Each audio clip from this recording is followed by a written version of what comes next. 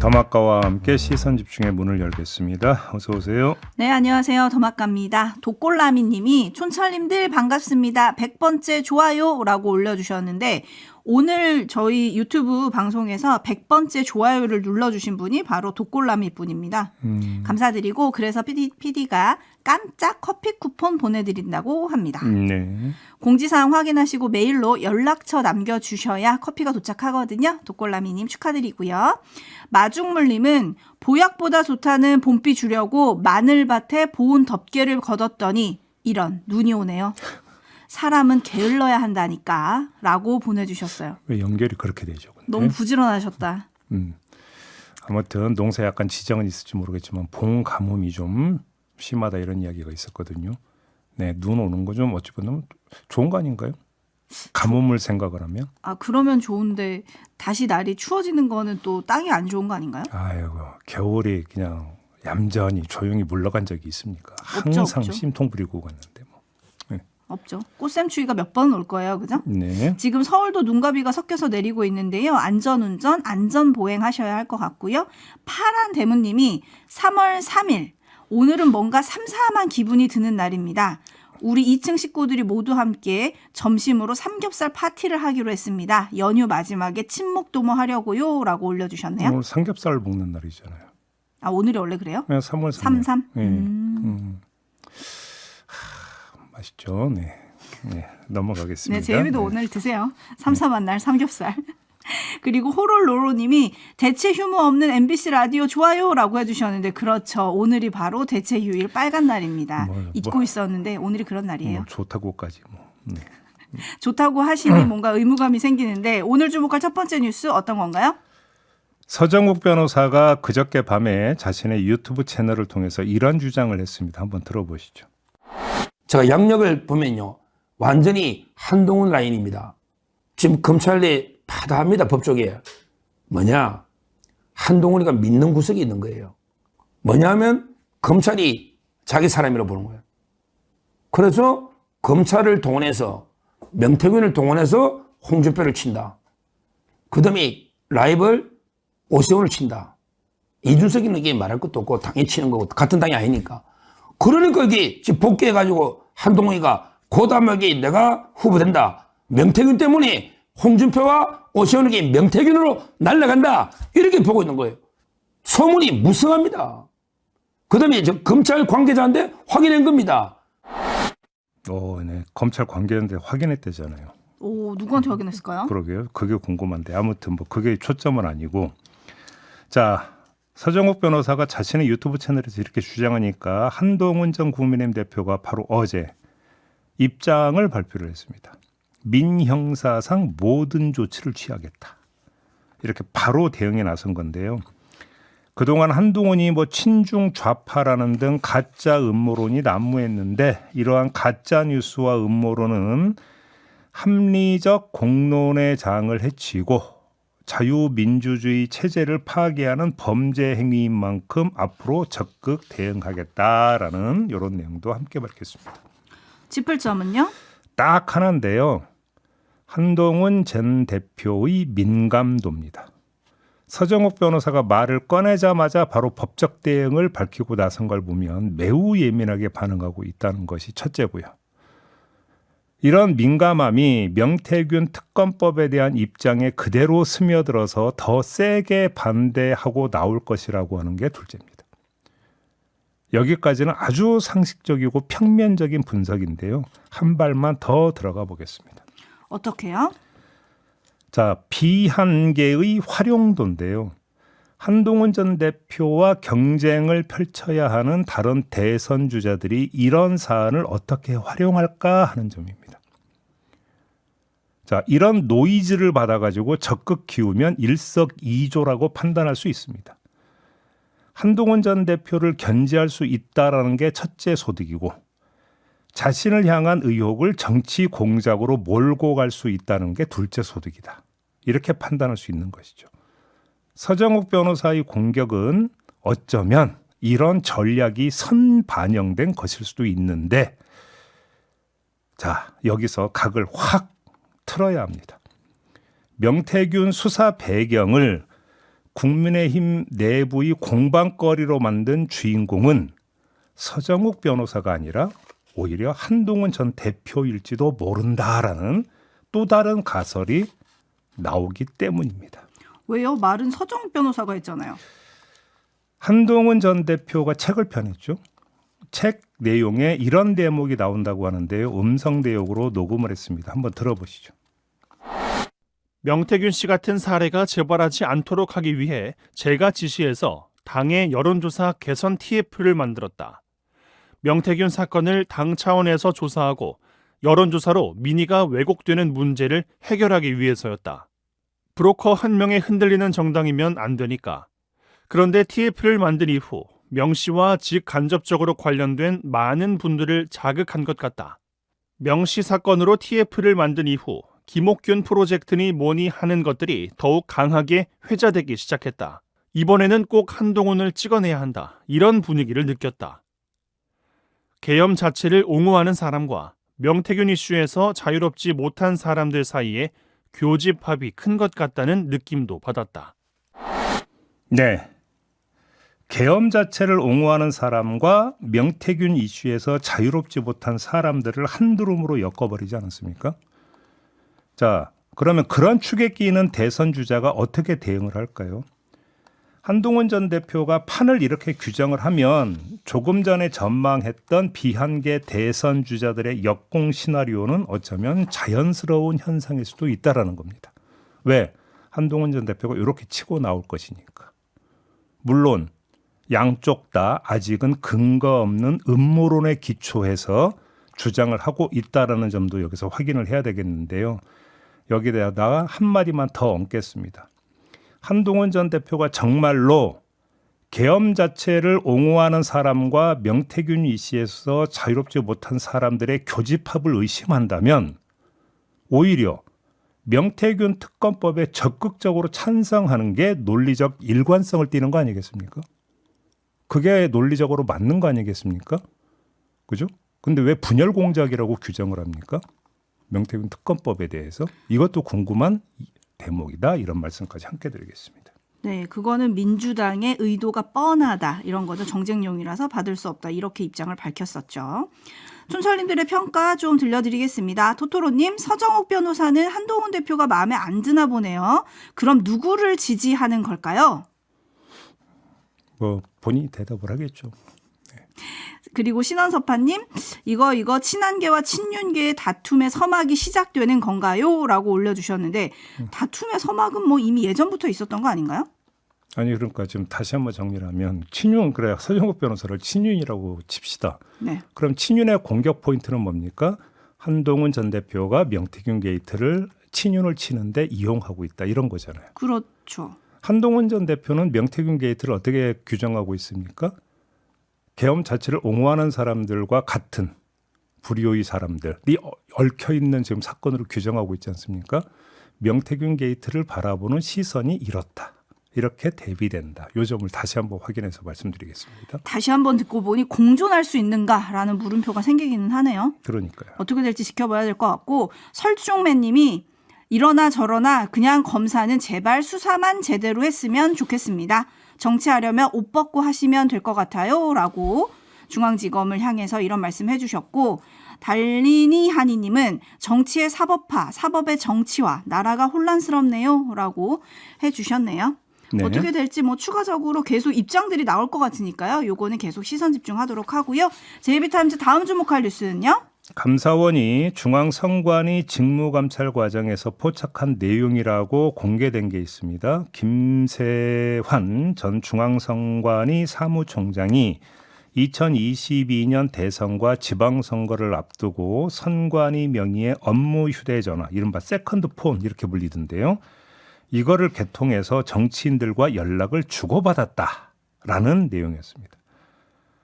자, 이 내용이 알려지자 어떻게 되느냐? 정치권에서 특히 국민의힘에서 강하게 목소리가 나오기 시작을 했습니다. 한동훈 전 대표, 공정한 선거 관리에 대한 신뢰가 흔들리면 민주주의의 기초가 흔들린다라고 했고요. 선관위 특별감사관 도입과 국정조사 추진으로 부패 카르텔의 실체를 낱낱이 밝히자. 이제는 국민이 나서야 할 때다라고 나경원 의원이 주장을 하기로 했습니다. 주진우 의원은 김세환은 문재인 정부 시절 노정희 대법관이 임명했다라는 점을 환기를 시켰습니다. 그러면 지금 어떻게 되는 겁니까? 자, 김세환 전 사무총장이 세컨폰으로 누구와 주로 통화를 했을까? 혹시 민주당 쪽 아니냐? 이런 의심을 하고 있는 거 아니겠습니까? 그렇죠. 부패 카르텔이라고 지목을 했으니까요. 그런데 반전이 있었습니다. 어떤 반전이죠? 김세환 전 사무총장이 휴대전화를 이용해서 정치인과 부적절한 소통을 했다면 그 주 대상이 누구였을까가 핵심인데 퇴직 후 행보가 이렇습니다. 2022년 3월 퇴직한 후에 지난해 3월 9일 배준영 국민의힘 의원이 22대 총선에서 인천 중구 강화 옹진군에 출마하며 연 선거사무소 개소식에 참석을 했고요.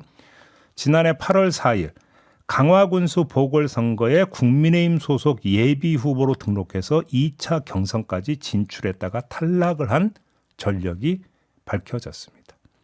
오히려 퇴직 후에는 국민의힘과 아주 긴밀한 연결 속에서 행보를 이어왔다 이런 이야기가 되는 것입니다. 네, 이게 이제 퇴직 후에 이랬다 뭐 이렇게 국민의힘에서는 반박을 할 수도 있겠지만 이런 사람이 그러면 현직일 때는 어땠겠느냐 이걸 좀 짚어볼 문제가 있는 것 같고 선관위 내부에서도 현직 때의 정치적 중립성도 의심받을 수밖에 없는 행보다 이렇게 조금 지적을 했더라고요. 예, 그거는 지적할 수 있죠. 네. 데이지 님이 이거 코믹 막장 드라마 아닌가요? 라고 좀 꼬집어 주셨어요. 그러면서 비화폰에 세컨폰에 무슨 폰이 이렇게 많냐. 이 폰들 다 수사는 하고 있는 거냐. 이런 댓글들도 많네요. 저도 그게 궁금하네요. 그렇죠? 네. 제이비타임즈 다음 주목할 뉴스는요? 이철규 국민의힘 의원 아들이 지난해 10월 이른바 던지기 수법으로 서울 서초구 한 건물 화단에 묻힌 액상대마를 지인 2명과 함께 찾으려다가 경찰에 적발이 됐습니다. 이 사실은 지난달 28일에야 언론 보도를 탔는데 국회 산자위원장 자격으로 원전 수출 계약 지원을 위해서 지난달 23일부터 체코 현지에 머물다가 그저께 귀국한 이철규 의원이 입장을 발표를 했는데 잘못이 있다면 응당 법적 책임을 지는 것이 도리라면서 아들이 경찰의 수사에 성실하게 임하도록 조치하겠다라는 입장을 내놨습니다. 짚을 점은 어떤 걸까요? 뭐 당연히 딱 하나겠죠.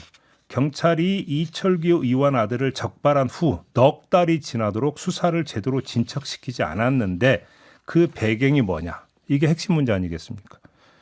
자, 윤핵관 중에 윤핵관으로 꼽히는 이철규 의원의 힘이 작용한 결과이냐? 아니면 경찰이 알아서 긴 결과이냐? 이걸 지금 갈라야 되는 거 아니겠습니까? 이철규 의원은 입건 사실을 전혀 몰랐다라고 이렇게 밝혔다고 하는데요. 참고로 이철규 의원은 경찰 출신입니다. 경기지방경찰청장까지 지낸 사람인데요. 여기서 짚을 점이 있습니다. 자, 액상대마를 가지러 갔다가 적발이 된 게 10월이라고 했습니다. 넉 달이 흘렀습니다. 지금 경찰의 설명을 보면 CCTV를 추적해서 이 사람을 찾았는데 시간이 좀 걸렸다라고 이렇게 설명을 하더라고요. 그렇다고 쳐요. 그러면 이 씨가 특정이 돼서 신병을 확보한 게 어느 시점인가를 봐야겠죠. 1번, 2번. 그러면 당연히 그러니까 언론 보도로부터 간이 그 마약 검사를 했다라는 겁니다. 여기서 음성이 나왔다고 합니다. 그러면 간이 마약 검사를 한 시점이 언제일까요? 이게 2번. 여기서 음성이 나왔다고 해서 국과수의 정밀을 지금 그 감정을 의뢰를 했다고 합니다. 제가 볼 때 이게 제일 중요한 것 같은데 그 시점이 언제냐? 이게 3번. 이거를 보면은 검찰이 수사를 진행하는 과정에서 뭘 고려했는지를 얼추 짐작해 볼 수 있다라는 것입니다. 이것이. 그래서 이 씨의 어떤 신병을 확보한 다음에 바로 간이 검사를 했고 간이 검사에서 음성이 나오자 바로 국과수의 정밀 검진을 의뢰를 했는데 검진 결과가 안 나와서 지금까지 뭉갰다라고 한다면 이해는 하겠는데 정밀 검진 아무리 오래 걸려도 한 달이면 나온다고 하더라고요. 정밀 검사. 그러면 진즉에 나왔어야 되는 거잖아요. 근데 아직도 안 나왔다고 하더라고요. 그러면 국과수의 정밀 검사를 넘긴 게 언제냐? 이걸 확인해 보면 검찰의 수사 의지를 알 수 있는 거 아니겠습니까? 여기서 별로 경찰이 수사 의지가 없었다라고 한다면 왜 없었는지를 그 다음부터 따지고 들어가면 되는 문제 아니겠습니까? 네, 김진걸님이 설마 권력 무죄 백성 유죄 아니죠? 라고 물어주셨고, 학혜님은 마약과의 전쟁 운운하더니 정작 등잔 밑이 어두웠네요. 라고 올려주셨고, 임종현님은 작년 10월인데 몇 개월 동안 경찰 뭐 했냐? 야당 의원 아들이었으면 나라가 난리 나지 않았을까요? 라고 올려주셨고, 이제야 마약과의 전쟁 그 수사력을 보여줄 때다. 뭐 이런 댓글도 좀 올라왔고요. 알권리님, 죄도 땅속에 묻고 싶었으나 그러지 못하고 밖으로 나왔네요. 네. 라고 올려주셨습니다. 네, 제이비타임즈 다음 주목할 뉴스는요? 네. 주말 내내 화제가 됐다고 표현하기 좀 거시기한데 아무튼 미국으로 가겠습니다. 트럼프와 젤렌스키 간의 정상회담이 파행으로 끝났습니다. 파국이었습니다. 그러니까요. 그 영상 보셨습니까? 네. 아마 많이들 보셨을 것 같은데 세계적인 한 뉴스가 됐습니다. 자, 이 정상회담에서 언성이 올라가고 손가락질이 나오고 뭐 이랬던 거 아니겠습니까? 아무튼 정상회담의 주된 목적은 광물 협정이었습니다. 여기에 서명하는 게 목적이었는데 이걸 못하고 끝났습니다. 그 뒤에 외교적 참사라는 지적이 나왔는데 개인적으로 눈여겨볼 점이 좀 있었습니다. 어떤 거죠? 젤렌스키가 그 앞부분에서 인사말을 하면서 이렇게 말합니다. 이번 첫 협정이 우크라이나와 우크라이나 아이들의 안전을 보장하는 첫 번째 발걸음이 되길 기원합니다라고 이야기를 합니다. 여기서 밑줄 쳐야 되는 대목이 어디냐?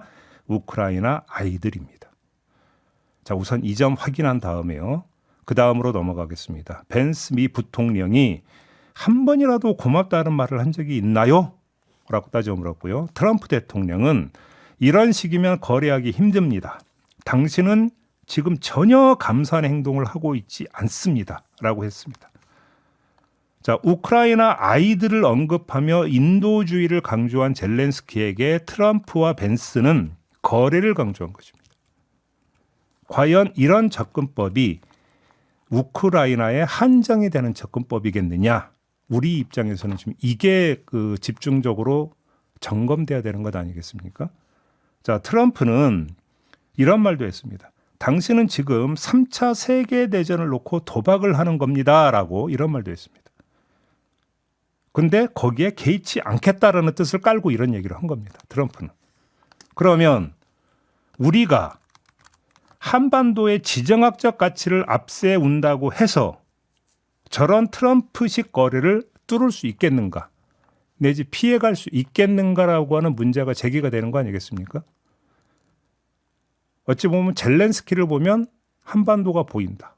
이런 이야기도 될 수 있는 것 아니겠습니까? 그래서 개인적으로는 여기에 좀 한번 주목을 해봤습니다. 네, 그래서 자주국방의 소중함을 느꼈다. 이런 댓글이 올라와 있고요. 정빠님도 나라의 힘이 없으면 저렇게 될 것 같아요. 라고 안타깝다는 댓글 보내주셨습니다. 에라 모르겠다님은 그래도 젤란스키는 할 말을 다 하던데요. 라고 보내주셨고, 임금님귀의 캔디님은 트럼프를 비롯한 미국 관계자들의 태도가 매우 무례했습니다. 라는 관전평 보내주셨습니다. 아니, 그리고 앞에서 왜 양복 안 입었냐라고 물어보는 사람도 있잖아요. 거기서부터 사실은 이제 그 일이 발생을 했던 것 아니겠습니까? 젤렌스키가 지금 전쟁 중에 어떤 패션이었는지는 세계가 다 아는데. 그렇죠. 네? 그렇죠. 왜 그걸 질렀을까요? 여기서부터 사실은 따지고 들어가야 되는 부분이 있는데 그런 건 둘째치고 지엽적인 부분이고 이른바 동맹관계에 있어서도 거래, 기브 앤 테이크, 이른바 등가 교환 이거를 강조하는 게 트럼프 아니겠습니까? 그렇죠. 그러면 어느 시점에 가면은 한국에도 청구서를 내밀 거다라는 것은 사실은 지금 몇 달 동안 계속 이야기가 되어 왔던 겁니다. 전문가들이나 대중들이나 다 그 얘기를 했습니다. 그게 뭐겠느냐라는 겁니다. 지금 이게 문제 아니겠습니까? 뭘 준비하고 있을까 우리는. 이것도 궁금하고 걱정이 되는 부분이고요. 네, 박판순님은 우리는 근데 누가 가서 뭘 해야 하나요? 라고 좀 꼬집어 주셨어요. 뭐 산자부 장관이 가서 뭐 미국 상무부 장관을 만나기는 했었습니다만 거기서 얼마나 이야기가 진척이 됐는지는 현재로서는 알 길이 없는 것 아니겠습니까? 네. 아마 미국은 기다리고 있을지도 모르겠습니다. 네, 많은 촌철님들이 남의 나라 일이 아닌 것 같다라는 의견 많이 보내주고 계시고요. 장현성님, 정치가 비즈니스가 되네요. 라고 좀 꼬집어 주셨네요. 딱 그거죠. 뭐 비즈니스 마인드죠. 뭐. 그러니까. 동맹이고 뭐고 없다라는 거잖아요. 네, 마무리하죠. 담화가 수고하셨습니다. 고맙습니다.